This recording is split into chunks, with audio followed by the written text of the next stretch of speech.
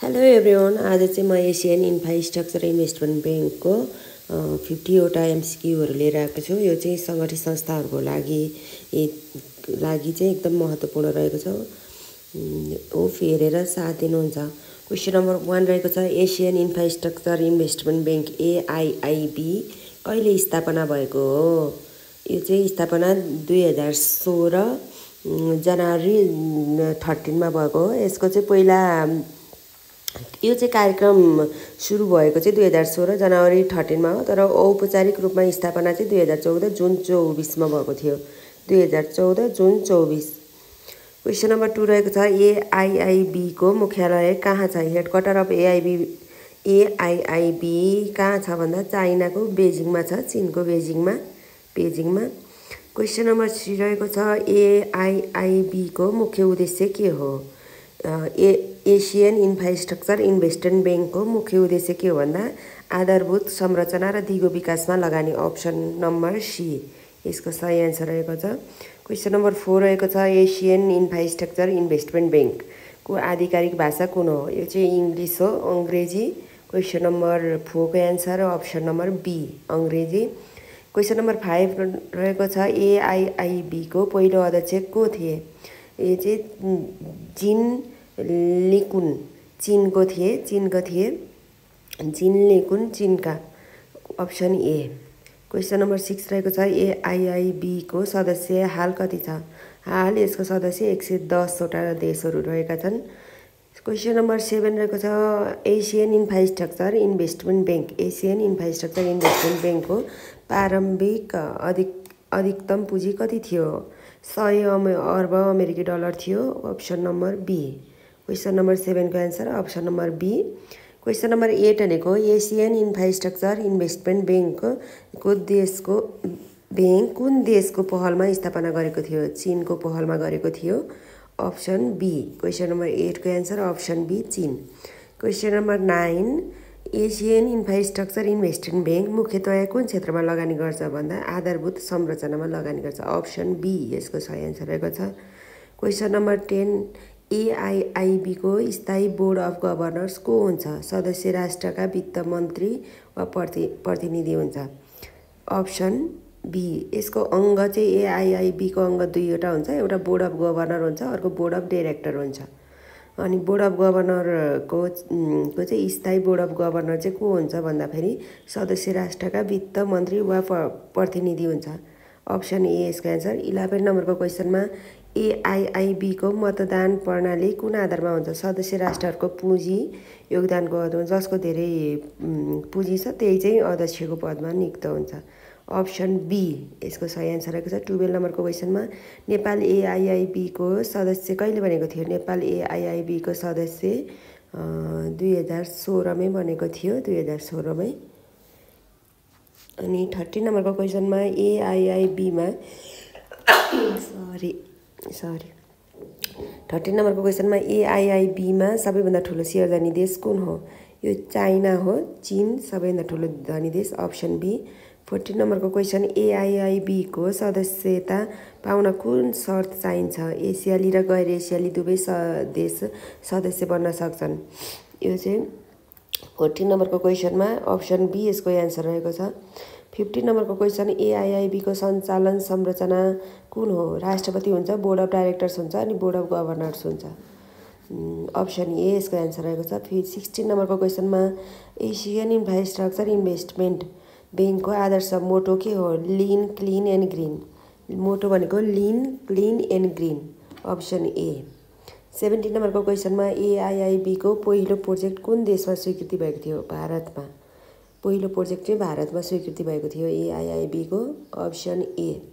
18 नम्बरको क्वेसन, एआइआइबीको लेखा वर्ष कुन महिनाबाट सुरु भयो? जनवरी 1 देखि। Option A.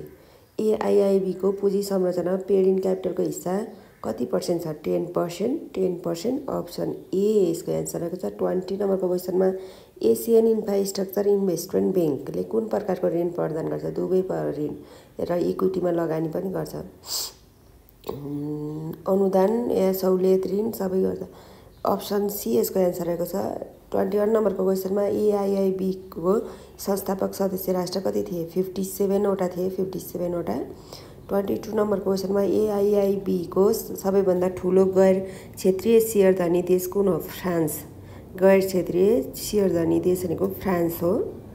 23 नम्बरको क्वेसन एसियन इन्फ्रास्ट्रक्चर इन्भेस्टमेन्ट ब्याङ्कले कुन क्षेत्रमा लगानी गर्न सक्दैन?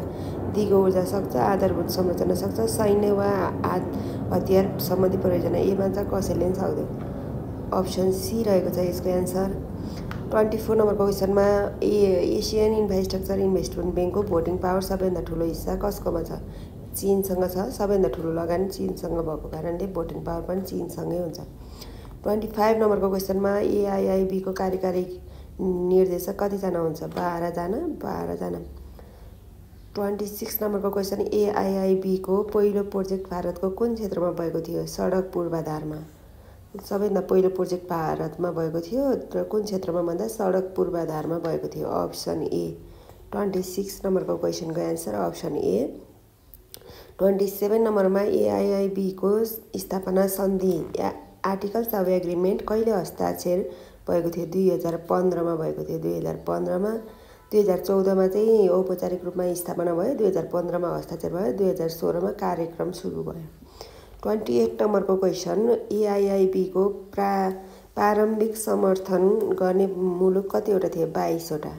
22 अप्सन बी यसको एन्सर। 29 नम्बरको क्वेसन एआइआइबीले परियोजनामा लगानी गर्दा कुन कुन कुरा विशेष ध्यान दिन्छ? दिगोपनलाई ध्यान दिन्छ, दिगोपनलाई, सस्टेनेबिलिटीलाई ध्यान दिन्छ। 30 नम्बरको क्वेसन एआइआइबीको सदस्यता कुन संस्थासँग प्रतिस्पर्धा गर्ने उद्देश्यले गरेको? वर्ल्ड ब्याङ्कसँग।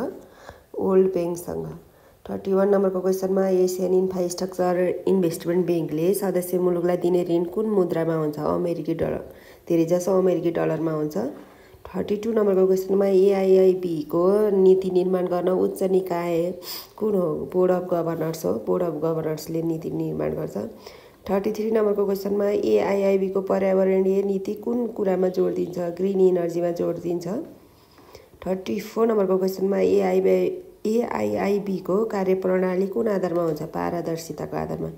35 नम्बरको क्वेसनमा एसियन इन्फ्रास्ट्रक्चर इन्भेस्टमेन्ट ब्याङ्कले पहिलो पटक नेपालको कुन परियोजनामा लगानी गरेको थियो? तनहुँ जलविद्युतमा। अप्सन बी रहेको छ यसको एन्सर। 36 नम्बरको क्वेसन एआइआइबीको सदस्य मुलुकहरूको अधिकतम योगदान सीमा कति छ?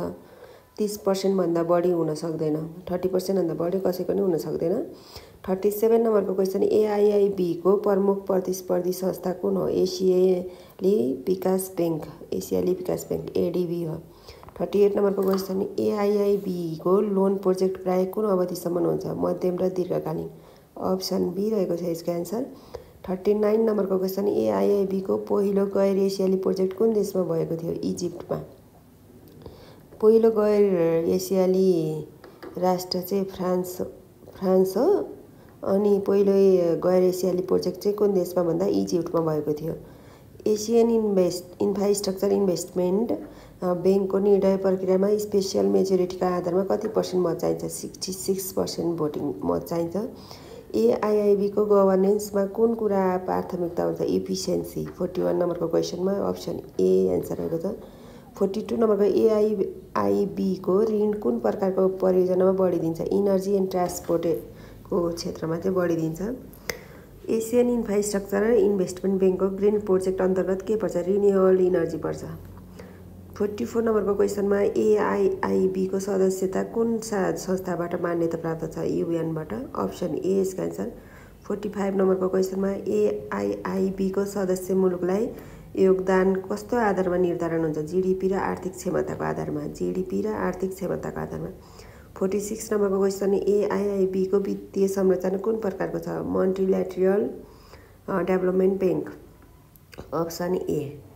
47 नम्बरको क्वेसन एआइआइबीको वार्षिक बैठक कहाँ हुन्छ? सदस्य मुलुकहरूमा पालो हुन्छ। एआइआइबीको पहिलो वार्षिक बैठक कहिले भएको थियो? 2016मा।